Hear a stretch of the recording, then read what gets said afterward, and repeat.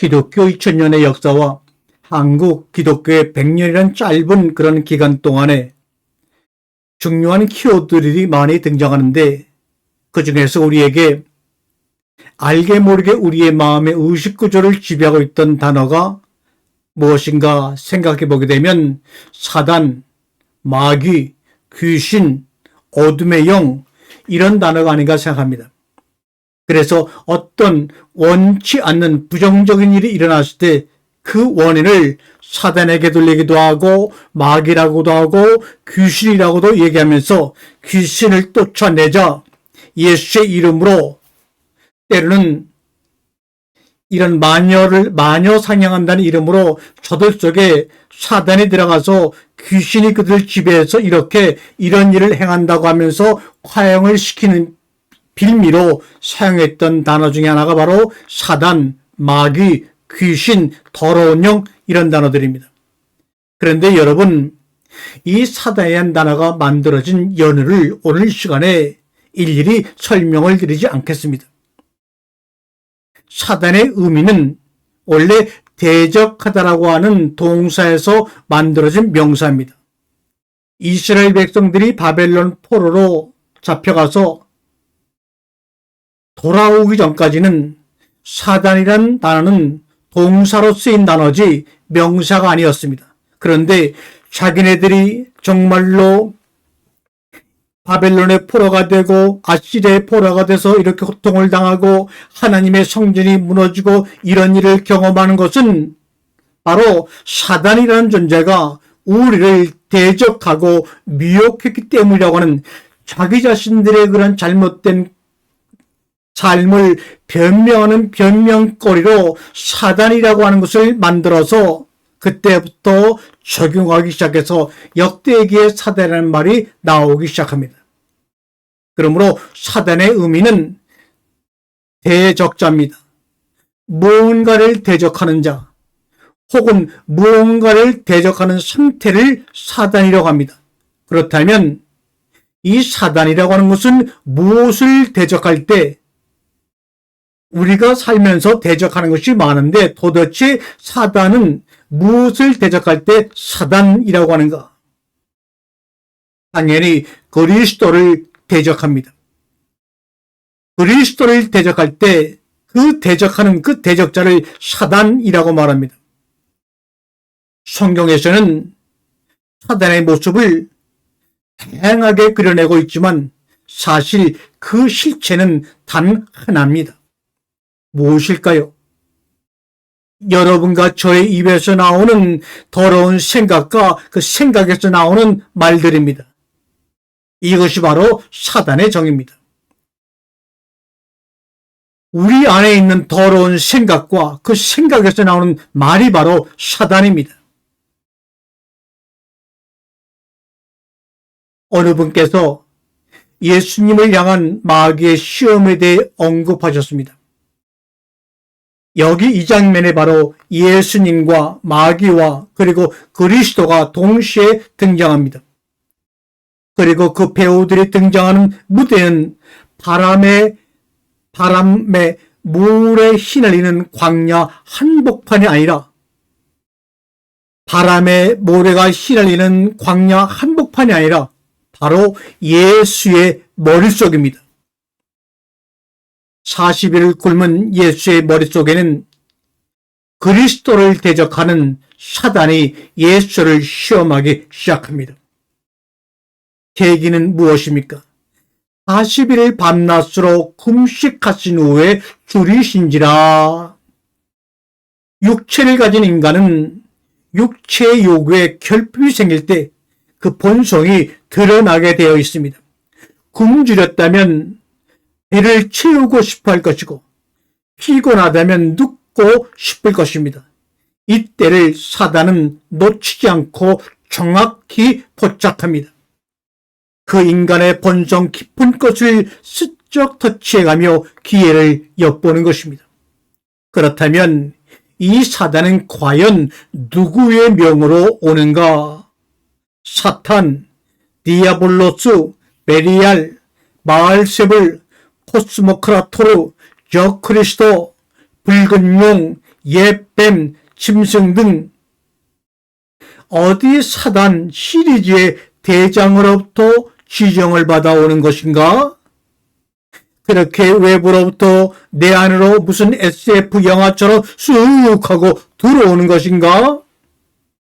그게 아니라 너와 나의 머릿속으로부터 나오는 것입니다. 그 머릿속에 선악의 지식과 감각이 여전히 남아있을 때 그 머릿속에 정욕의 샘으로부터 나오는 것이 바로 사단입니다. 한편 다시 예수의 머릿속으로 돌아가서 그에게 반드시 패스해야 할 시험이 남아 있었습니다. 즉 위에 언급된 사단의 시험입니다. 그 시험을 어떻게 감당하느냐에 따라 그리스도의 길을 걷는가, 대적자의 길을 걷는가가 결정되는 중요한 시험이죠. 시험하는 자가 예수께 나와 가로되 내가 만일 하나님의 아들이거든 명하여 이 돌들이 떡덩이가 되게 하라. 이런 말씀을 들은 예수는 가라사대 기록되었을 때 사람이 떡으로만 사는 것이 아니요 하나님의 입으로 나오는 모든 말씀으로 살 것이라 하였느니라. 예수는 합격을 하고도 남을 퀄리티가 충만한 정답을 제출하였습니다. 즉, 그래, 내가 지금 배는 고프다만 그 물질의 유혹을 뿌리치더라도 나는 오직 하나님의 말씀으로만 살겠다라는 참된 고백인 것입니다. 나머지 두 개의 문제와 정답도 같은 맥락입니다. 그러면 지금 여기까지의 장면에서 그리스도는 언제 어디서 등장했는가? 예수의 입에서 나오는 말씀으로 등장했습니다. 그 말씀의 내용이 바로 그리스도입니다. 한편 사탄은 우리 인생이라는 영국에서 악역을 담당하는 없어서는 안 될 조연입니다. 왜 그럴까? 애당초 캐스팅되지 않았으면 참으로 좋으련만. 그런데 그게 아닙니다. 이치가 그렇지 않다는 겁니다. 그는 반드시 필요한 존재입니다. 왜요? 주연을 빛나게 해줄 역할이 그의 역할이기에 그렇습니다. 그로 말미암아 주연이 주연답게 비춰집니다. 즉 그를 이용하여 사탄을 이용하여 우리 주 예수의 날의 구원을 얻게 하려 하시는 것입니다. 한편 조연은 그 역할이 최종 종료될 때 사라지게 됩니다. 쉬운 예를 한번 들어볼까요? 뽀빠이 만화에 나오는 브루투스 같은 역할입니다. 처음에는 뽀빠이의 여자인 올리브를 빼앗으려고 온갖 희롱을 다하다가 뽀빠이에게 발각되게 되나 대항할 힘이 약했던 뽀빠이는 되려 브루투스에게 아주 혼쭐이 나죠. 고통과 고난을 심히 받습니다. 하지만 그 고난이 시금치라는 영양제를 불러오게 되고 그 영양제를 먹은 뽀빠이는 거듭나서 브루투스를 향하여 한 방 날려보내게 됩니다. 그런 후에는 뽀빠이와 올리브가 하나 되어 평안히 산다는 내용이죠. 내가 너로 여자와 원수되게 하고 내 후손도 여자와 여자의 후손과 원수되게 하리니 여자의 후손은 내 머리를 상하게 할 것이요 너는 그의 발꿈치를 상하게 할 것이라고 창세기 3장 15절에 약속하고 있지 않습니까? 여자의 후손이 내 머리를 상하게 한단다. 그럼 여자의 후손은 누구입니까? 누군지 모르겠지만 뱀 대가리를 상하게 할 사람일 것입니다.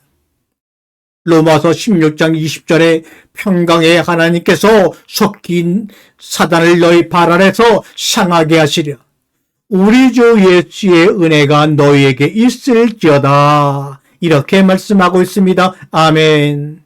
평강의 하나님의 은혜를 입어 우리 스스로가 우리 발로 그 뱀 대가리를 밟아 으깨 버린다는 얘기입니다. 머리 꼭대기에 붙어 살던 사단이 발 밑으로 뚝 떨어져 그 대가리가 완전히 으깨어져 버리는 그런 아주 통쾌한 장면입니다. 그러면 사단은, 대적자는, 뱀 대가리는 언제 어떻게 번개처럼 뚝 떨어지게 되는가? 집주인이 돌아올 때입니다. 원래 집주인이던 빛이 완전히 돌아올 때입니다.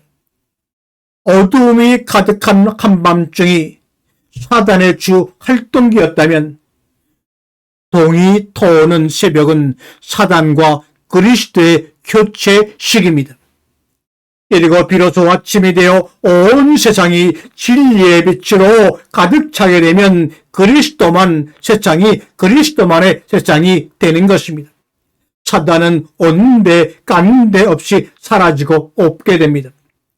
그리고 그 영광의 새벽을 불러오는 머릿돌이 바로 새벽녘 동쪽 하늘에 밝게 빛나는 광명한 새벽별, 즉 예수인 것입니다. 계시록 22장 16절에 나 예수는 교회들을 위하여 내 사자를 보내어 이것들을 너희에게 증거하게 하였노라. 나는 다윗의 뿌리요 자손이니 곧 광명한 새벽별이라 하시더라. 아멘. 이렇듯 말씀으로 온전케 된 머릿속에는 사단이 존재할 수 없습니다. 그렇지 않은 곳에서만 사단이 활개치며 존재하는 것입니다. 그리고 그 사단은 다른 곳에 있지 않습니다. 거듭나지 못한 내 머릿속에만 있는 것입니다. 창세기 1장 1장 태초에 하나님이 천지를 창조하시라는 말씀이 있죠. 이 태초에라는 말이 베레시스라는 말입니다. 베레시스라는 말은 로시라고 하는 말에서 만들어진 단어입니다. 로시 뭡니까? 머리입니다. 그러므로 태초에 하나님이 천지를 창조하셨느니라 라는 말을 이렇게 번역할 수 있습니다. 머리 안에 하나님이 천지를 창조하셨느니라. 그러므로 사랑하는 성도 여러분, 성도 각자의 머릿속 사탄이나 각각 제거하면 될 일입니다. 어떻게요? 예수를 찾으라. 예수를 사모하라. 그가 입을 열어 하시는 말씀을 들으라. 새벽을 부르시니 광명한 새벽별이 뜨리니. 아멘, 아멘.